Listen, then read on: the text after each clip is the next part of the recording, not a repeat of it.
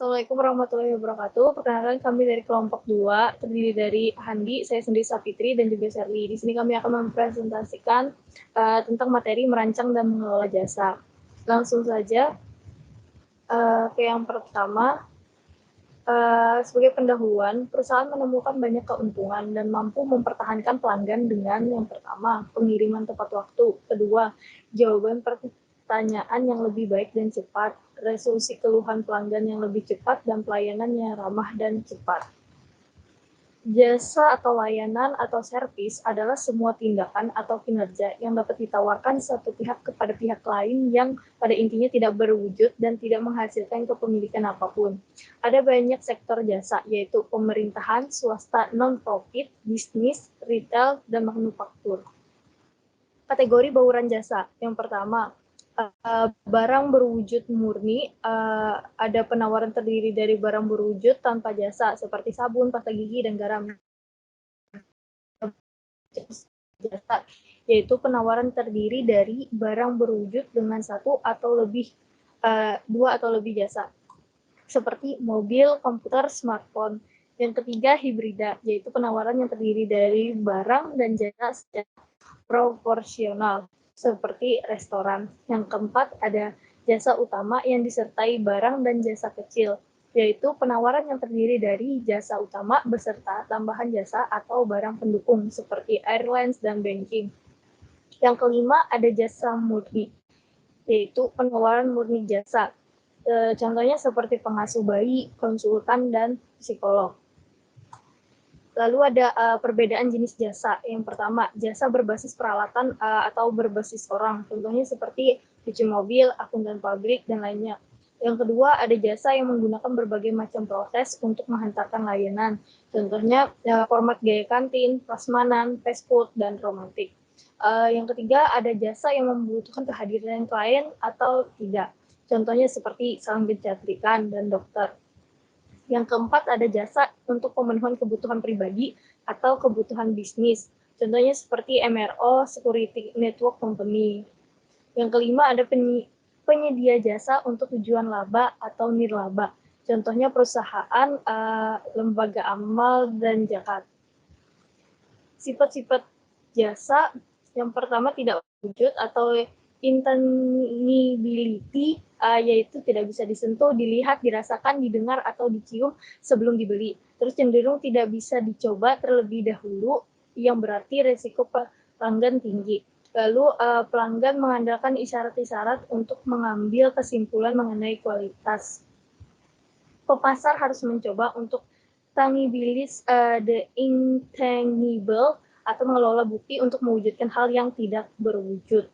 Kemudian ada tak terpisahkan atau inseparability. Ini adalah jasa diproduksi dan konsumsi pada saat bersamaan.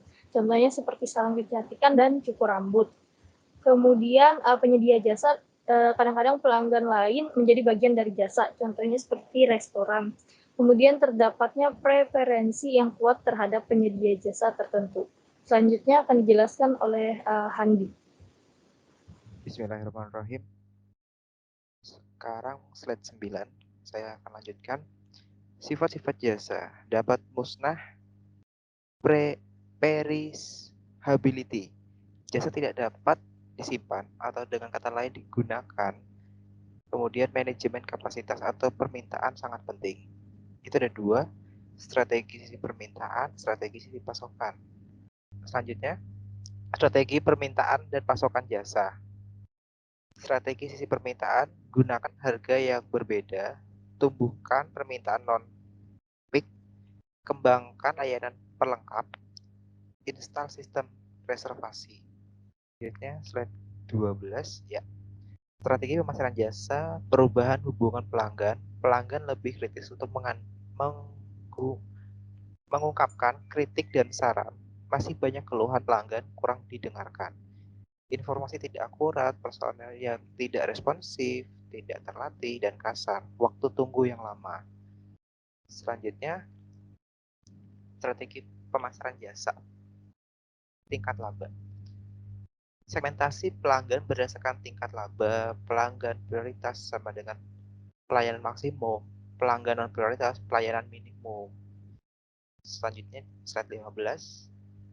Strategi pemasaran jasa. Pemberdayaan pelanggan. Peran aktif media membuat keluhan pelanggan yang satu didengar pelanggan lain. Kemajuan di teknologi informasi dan internet merespon keluhan pelanggan secepat mungkin. Selanjutnya, 16. Strategi pemasaran jasa co-production. Pelanggan memainkan peran aktif dalam penghantaran jasa. Hasil studi sepertiga masalah jasa disebabkan oleh pelanggan, mengelola kegagalan pelanggan, bekerja sama dengan pelanggan untuk mengatasi kegagalan. Selanjutnya, slide 17 dibacakan oleh Sherly Merdeka Bahari. Baik, selanjutnya praktik terbaik manajemen kualitas jasa. 1. Konsep strategis. Sesuatu perusahaan jasa harus peka dan memahami kebutuhan pelanggan sasaran.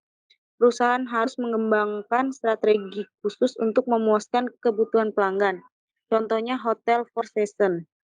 Kedua, komitmen manajemen puncak. Perusahaan mempunyai komitmen menyeluruh terhadap kualitas jasa. Kemudian perusahaan setiap bulan tidak hanya memantau kinerja keuangan saja, tetapi juga memantau kinerja jasa. Contohnya McDonald's dengan Walmart. 3. Standar tinggi. Penyediaan jasa terbaik menetapkan standar kualitas jasa yang tinggi. Contohnya Citibank mempunyai standar untuk menjawab panggilan telepon dalam 10 menit dan surat pelanggan dalam 2 hari. 4. Teknologi swalayan. Interaksi jasa antar manusia digantikan oleh teknologi swalayan. Tidak semua SST meningkatkan kualitas jasa. SST dapat membuat transaksi jasa lebih akurat, nyaman, dan lebih cepat.